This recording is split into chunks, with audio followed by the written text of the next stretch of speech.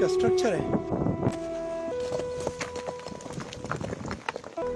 यहाँ पे बना ये एक खड्डा सा है जो आपको नजर नहीं आ रहा होगा, लेकिन जब दूर से गाड़ी आती है तो फिर उसको यहाँ ये एक्सीडेंट का खतरा है।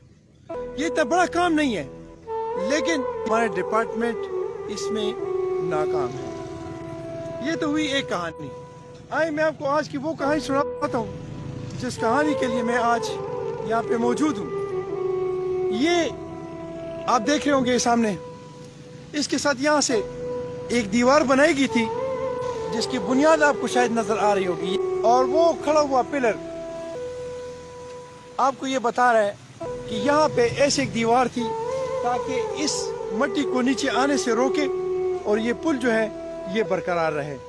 लेकिन इसको कंस्ट्रक्ट कैसे किया गया है, हर चीज के लिए हमें जाना पड़ता है मौके पर, और मुतालिका डिपार्टमेंट को रो रो के, पीट पीट के, चीख चीख के और मातम करके उनको बताना पड़ता है कि यहाँ पे इस चीज की रिक्वायरमेंट है और आप ये करें। उसके बाद डिपार्टमेंट आते हैं और वो उस पे करोड़ों रुपए का लागत से उसका तखमीना बनाते हैं, फिर ठेकेदार को भेजते हैं, फिर उसको बनाते हैं, और इस तरह हमारे इस मुल्क का स्ट्रक्चर बनता है।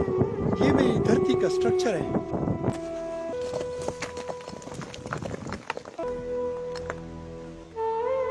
ये मेरी धरती है और ये मेरे ठेकेदारों ने स्ट्रक्चर बनाया है।